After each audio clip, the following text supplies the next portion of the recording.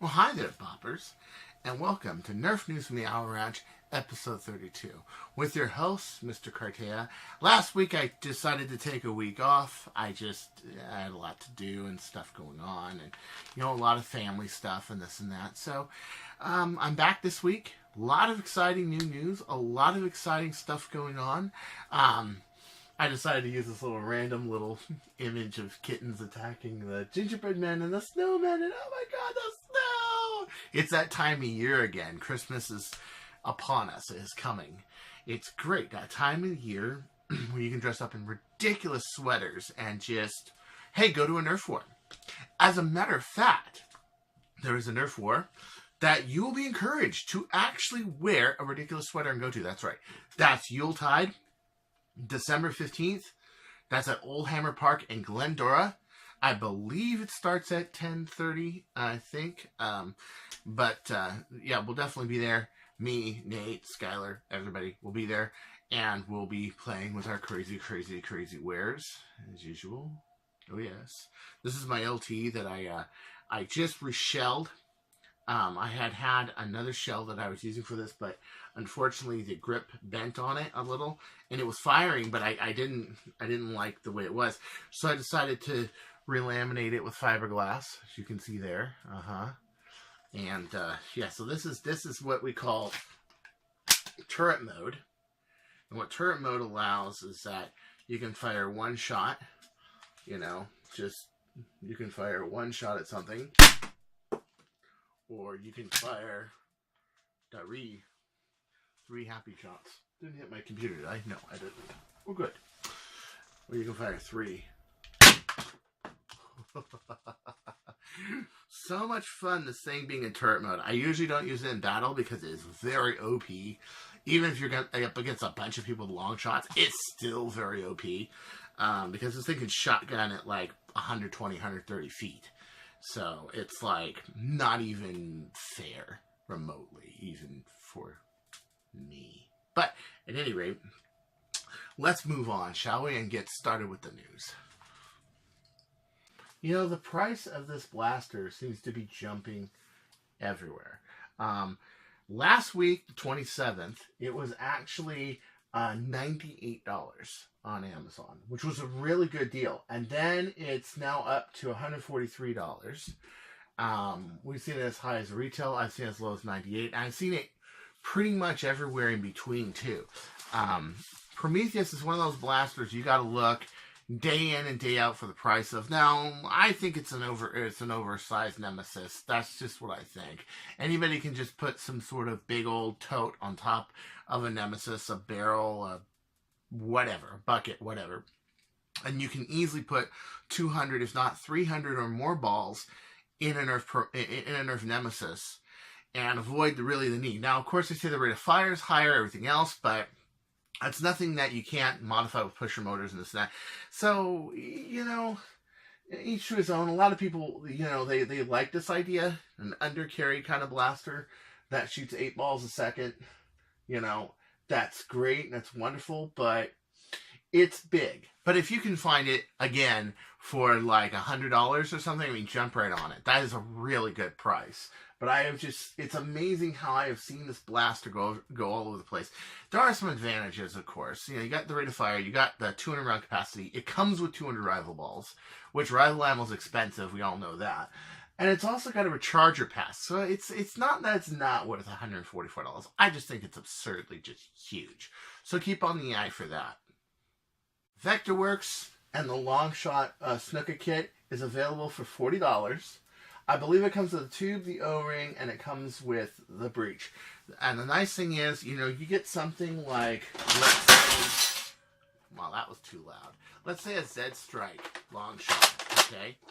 You get something like this. Okay, the sled is good enough. Pretty much, maybe not the most.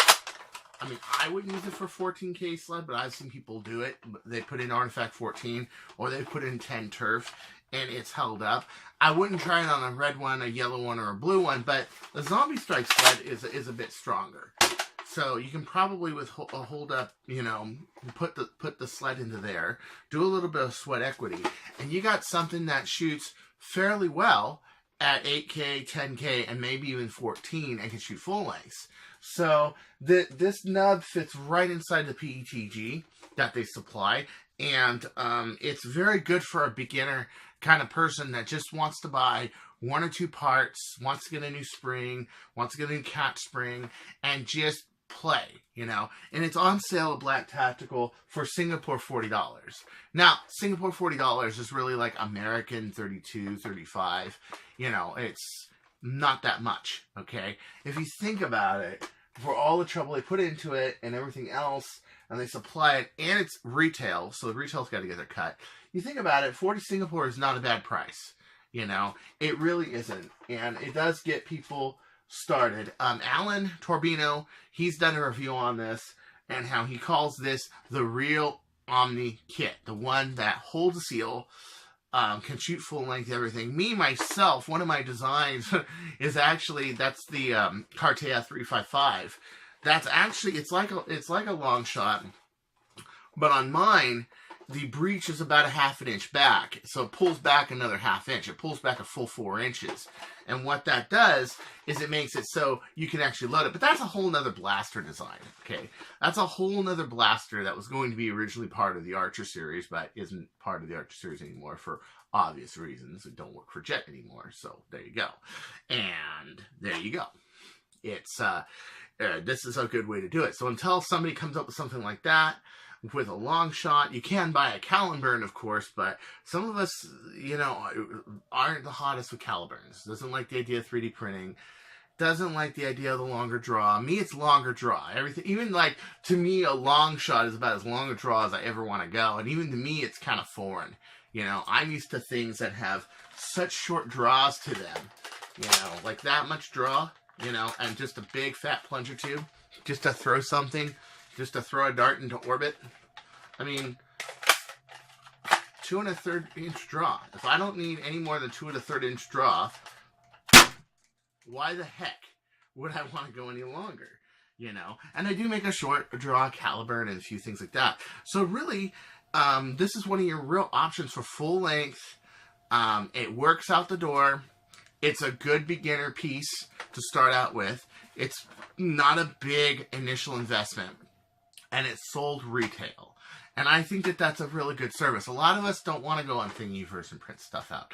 A lot of us don't want to go open source. A lot of us don't want to do that. A lot of people, especially if you're just starting in the hobby, you want to just buy it from the store, have it work, have it fit, have some technical advice and support from people like, let's say, Alan Go or Titan or, you know, Sun June or any of those guys in Singapore, and just get something that works out the door. And not every game in Singapore is high-speed Stefan. Those are my favorite games, mind you, because I like to go from very far away and go, that's just me, you know. But some people, there's a big full-length following, especially when it goes to Singapore, Malaysia. A lot of people in Malaysia play full-length, okay? There's Australia. A lot of people in Australia like full-length and don't like Stefan. I know Liam Davis for a long time was playing with those Stingers, which were 1.7 gram darts, and he was using that in his HPA rigs. So really, full length still has come alive, and it would be really cool. This is what I think is to make a stronger version of this, something that can take 20K or 24K or 28K. I mean, cast this sucker out of like aluminum. Yeah. This whole piece right here, and then just get whatever sled you want, whatever trigger catches you want. That is the next thing. So I talked to Vectorworks. I have friends in Vectorworks personally. I know some people in it, and that's my advice: is make a stronger one. Have this one here as a beginner, but then have like the Stuka Pro, baby, and so people can just bang, you know. Check this out, man. This is from Gavins Fuzzy in Singapore. I'm really proud of him. I really am. Look at this. So, like, you know how there's a Sharpfire, how I basically take this, I cut it out, I laminate a piece of fiberglass in here so that I can hold the whole magazine in there, okay? This is the way that I do my Mauser Fire mods.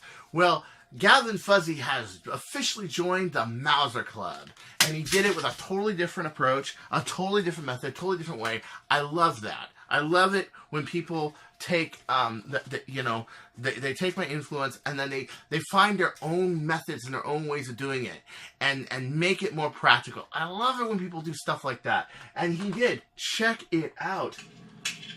There it is. And on the blaster, I didn't want to bother with. He made it work. Wow. Isn't that beautiful? Isn't that just beautiful? You know, there are some absolutely brilliant people in Singapore. Not only is it just a cool place to live and a cool place to visit and just very form and feng shui and beautiful, but there are some very talented people in Singapore and some very talented engineers and artists, modders and players. And man, I tell you, you guys remember that video where I said I am never modding a Falcon Flyer because everything's wrong on it. The pusher diameter on the inside is wrong for me to sleeve, you know, a 1/2 inch and then 17/32 into it as an interlocking finger. So because it didn't work with my breech method, I'm like, you know, I don't want to just take apart sharp fire, just put that in. And then the plunger takes like one size spring, and I didn't like that either. So, and then the catch, of course, you guys remember the catch completely disintegrated? Yeah. But he did it. He worked his way. And he made it work. And I'm very proud of you, Gavin. I'm very proud of you because I know how much of a bitch that blaster was. I modified one and I just was like, never again, dude. Never the freak again. And he made it work.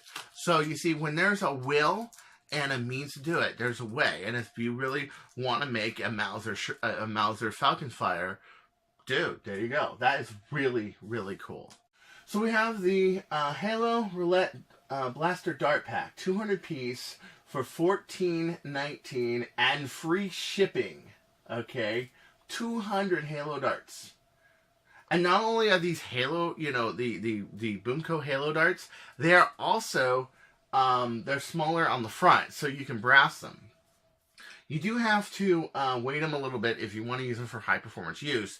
However, Nintendo's been doing a lot of research on this, has been finding ways to put glue in there and put a plug behind it and make it heavier so you can use it in Nick battles, that sort of thing. It's guaranteed to arrive before Christmas. Free shipping, see? Yeah, it's worth it. I want to get a pack of these. Right now I'm a little low on PayPal money and a few other things, so I can't really. It's Christmas, but this is a good buy, and I really hope to get some pretty soon, and I can try it out on my Dual Strike and a few other blasters. That and all of his stuff he's done with the Calamurn, making it feed Boomco darts, things like that. We could really start to see some good high-performance Boomco going. But the main thing, and when I was researching Boomco, I saw the same thing. It's the darts. The darts have to be able to work in a Nick blaster. If it doesn't work, it's just not going to go. Now, Boomco's not my thing. I am much more into 50 cal. That's just me. But I can appreciate the work that Boomtendo's done. I can appreciate that in the field. Of course, you know, just because I don't shoot flywheel blasters doesn't mean I don't go like, oh, well, you know, that's cool, flywheel blasters, you know. It doesn't mean I don't do that either. It's just that I have my own little thing that I do. What can I say? This is the thing I do. This is the thing I do. I am into 50 cal, high performance, smack him in the side of the head with a silicone headed dart sort of thing from a few 100 feet away. That's just me. But if this is your thing, get on top of this. This is worth it. Asshole! You're an asshole! And you know it! This is too weird. Well, this is the asshole of the month right here. All the people who go on freaking eBay and try to gouge people simply because there's something new in box, everything, okay? Matt Winters brought this up on Nerf Life, that there's somebody trying to sell a long strike, allegedly new in box, for $550 in a brand new blue new in box, because of course the new long strike is out, the new module long strike is out, and people are like, oh gosh, it's great. But wouldn't it be great to have the original one? I've never seen anybody do anything good with a long strike except put a 4B tank in there, to be perfectly honest. And yeah, it's just crazy. I guess if you're some toy collector, that's cool, but $550 is just gouging, and all these people will just gouge you on price. It's just supply and demand. It's just terrible, you know. That's what I'm calling the asshole of the month, of all the Grinches that are trying to gouge people. Now, one time I sold a long shot. It was brand new in box, blue long shot. I actually found it at a Walmart in a clearance aisle for $7, unopened, completely unopened, all ties still there, everything. I even got it X-rayed to see it. Okay, I ended up selling it for $190. And it was another $50 to ship it to Indonesia. Okay. Well, that's worth it. That was 2014, 2015. Actually, 2015 is when I sold it. And it was made in 2006. And it's a long shot. It's a coveted model. Somebody can easily put a good parts kit in there and really kick some ass. Well, that's $190. And that was made before the long strike. Okay, now look at this. $550? Like, I can justify somebody paying $200 for a brand new, spanking new in box long shot that's never been opened, never anything. Okay, but I can't justify $550, okay? And if you got something that's good, takes a lot of time to build, is specialized, costs a couple $100, okay, I can understand that, okay? What I can't understand is somebody saying, well, I'm just going to make a few $100 more on this. Ridiculous, okay? So, that's what I'm calling the asshole of the month. All your Christmas Scrooges that are gouging everybody. Bah humbug. Really. 480 amps. 480 amps. I feel like Doc Brown right now. How can I be so stupid? It can't be done, Mr. Edison. It can't. 480 amps for 6 180 brushless motors inside the worker Dubinator. Freaking ridiculous. How are we supposed to get that? Really? I mean, think about that, dude. What are we supposed to do? We're supposed to power this by a big gel cell or big old car battery in our backpack? Jesus, there's gotta be, okay, I bring this up for a reason. There's gotta be a better way to get that kind of velocities. This is Christopher Lewell and Nerf Miners Welcome brought this up. And he says that 180s barely fit in there, but the conversation was bits of like 480 amps? Holy crap. I mean, you literally would have to have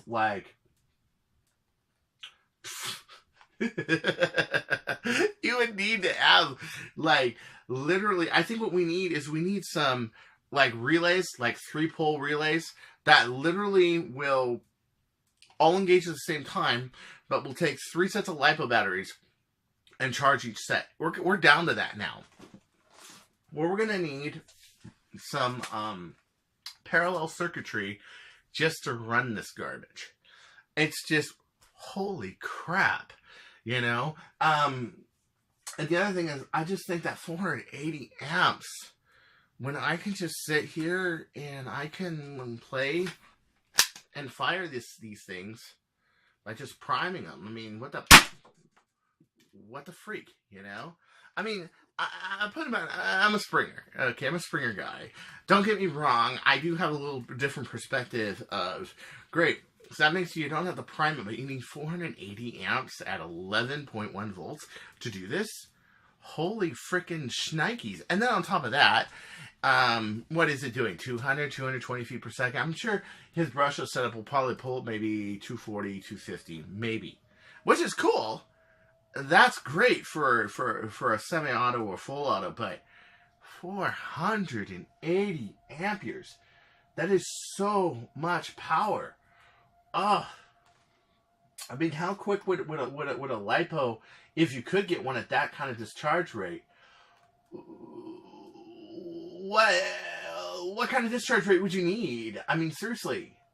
This is just so much fun. And that, you know, this cage right here, the one that Worker does, I can come up with so much of a better idea of how to fit, you know, for the double stack mags to get that to fit in there. I've already discussed it, but I have some other ideas too that would work really good and would make it so that grippy heads such as rubber heads or AccuFakes or whatever could work in here. But I don't think the funnel is really the answer. I think there's a different kind of answer. What am I going to say? I'm not going to say, because Worker believes that good artists copy and great artists steal, or good artists copy and great businesses to steal. So we're just not going to say my idea. Why? Because I'm an asshole, that's why. That, and I just, well, you got it. Sorry. To be like Dude Perfect, don't you? Doesn't every man want to be like Dude Perfect? I mean, I'd be one of the first people to say, no. But just in case you want to be like Dude Perfect and Zingbows just aren't your thing and you just want to be a little more original, Nerf has this brand new bow that's come out. It's called the Signature Bow. Yeah. It's got this big honking orange head on it. The arrows look huge. I mean, I can only see part of it in this picture, but that's got to be like 18 inches long, 2 feet long. Holy crap. That's just enormous. And then the crazy thing is, okay, like this picture, you got Tyler from Dude Perfect, and you can see like the string, but the string's like going behind him. What the shit's up with that?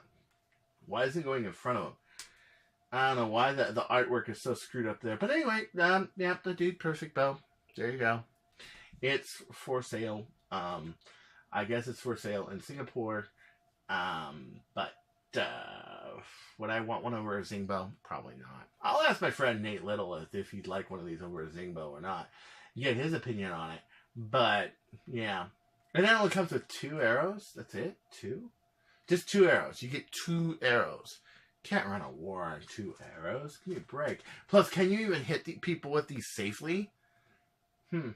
I wonder. And is that arched or is that flat? 105 feet. I wonder if it can really do 105 feet flat. I don't know. Judging by what we've seen of Hasbro before when they say 100 feet. Yeah. Well, at any rate, this is episode 32 of the Owl Ranch. And this is Chris Cartaya signing off, saying, don't you get changing, or I'll find you.